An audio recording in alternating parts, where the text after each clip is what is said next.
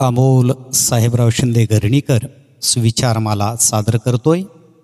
संघर्ष न वाढवता नांदावं कसं हे सहज जमतं, त्यासाठी खूप अक्कल लागते असं नाही. लागतो तो पेशन्स आणि संघर्षाशिवाय जगावं ही तळमळ. वपू काळे. शिक्षक म्हणजे जिथे वाद नाही पण संवाद आहे, प्रश्न नाही उत्तर आहे, हिंसा नाही क्षमा आहे, हाव नाही समाधान आहे, भीती नाही आधार आहे, शंका नाही विश्वास आहे, पैसा नाही श्रीमंती आहे. गर्वाने म्हणा मी शिक्षक आहे. ठोकर इसलिए नहीं लगती कि इंसान गिर जाए, ठोकर इसलिए लगती है कि इंसान सुधर जाए. भांडण झाल्यावर तो व्यक्ती गप्प राहतो, ज्याला समोरची व्यक्ती आयुष्यभर सोबत हवी असते आणि समोरच्या व्यक्तीला वाटतं याचीच चूक आहे म्हणून हा ऐकून घेतोय.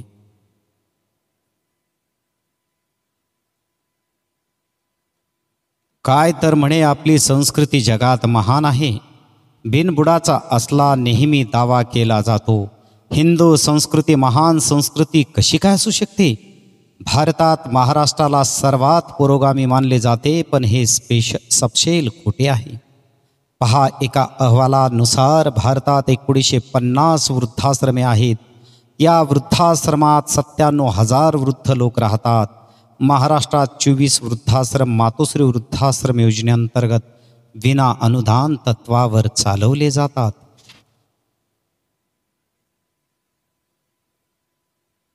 आई वडिलांना न सांभाळण्याची कुवृत्ती समाजात वाढलेली दिसून येत आहे. याच्या एवढे दुर्भाग्य कुठे बरे आपल्याला पाहायला मिळेल?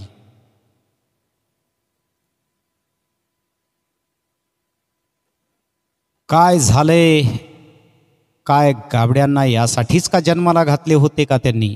शांतपणे विचार करा. एवढ्या देशात एकही वृद्धाश्रम श्रावणबाळ योजना सुद्धा आणावी लागते. संजय गांधी निराधार योजना राबवावी लागते. कुठे गेला तो श्रावणबाळ?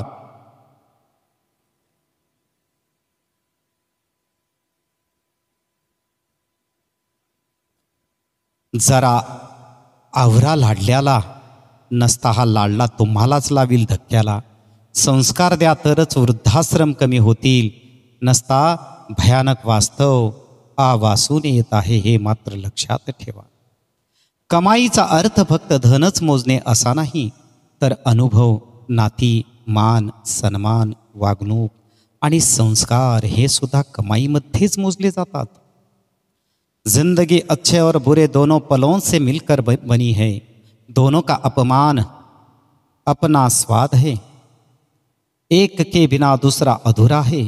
अतः न तो को कभी खुशी को सिर पर बिठाओ, नहीं कभी गम को दिल से लगाओ. घरच्यांवर प्रेम केलं तर ती चांगली मुलगी, नवऱ्यावर प्रेम केलं तर ती चांगली बायको, सासू सासऱ्यांची सेवा केली तर ती चांगली सून, आणि एका अनोळखी व्यक्तीशी निर्मळ मनाने मैत्री केली तर ती चारित्र्यहीन. हे कुठं योग्य आहे का? आपल्या चांगल्या कार्याची दखल कोणी घेऊ अगर न घेऊ, पण नियती 100% ती दखल घेतच असते. गप्प होतो कारण मला माझ्या प्रेमाला बदनाम नव्हतं करायचं, नाहीतर माझ्याकडे हजारो उत्तर होती तुझ्या एका प्रश्नाची. कुणालाही न दुखावता जगणे याच्या इतके सुंदर कर्म दुसरे कोणतेही नाही. ज्याला हे कळले त्याला पुण्य कमवण्याची आवश्यकता राहत नाही. अगर कोई आपकी बात नहीं समझता तो समझाओ ही मत, क्योंकि कुछ बातें समझने से नहीं खुद पर बीतने से ही समझ आती हैं. माफ़ी के हकदार गलती करने वाले होते हैं, चालाकी करने वाले कभी नहीं. किसी के साथ धोखेबाजी करके खुश मत होना. तकदीर जब तमाचा मारती है तो वो मुंह पर नहीं सीधा रूह पर लगाती है. 75 वर्ष झाले आणि आजही लोकांना चांगले रस्ते, पिण्यासाठी पाणी देऊ शकत नाहीत. हे लोकशाहीचे खऱ्या अर्थाने अपयश आहे.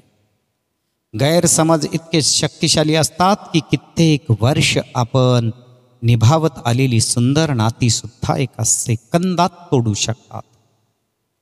जगात येताना आपणाकडे देह असतो, नाव नाही. जग सोडताना मात्र नाव असतं, देह नाही. मिळालेल्या देहाचे नावात रूपांतर करण्याचा हा प्रवास म्हणजेच आयुष्य.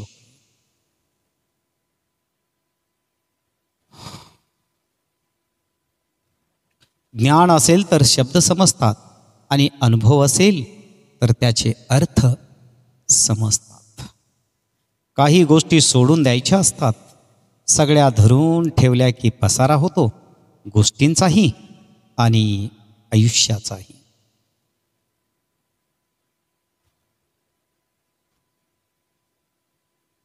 लोग शांत सिर्फ दो ही स्थितियों में रहते हैं, या तो वो समझदारी होती है और या फिर कोई मजबूरी.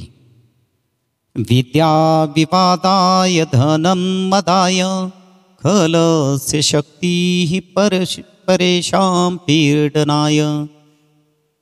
साधोस्तु सर्वं विपरीतमेतत् ज्ञानाय दानाय च रक्षणाय. धन्यवाद.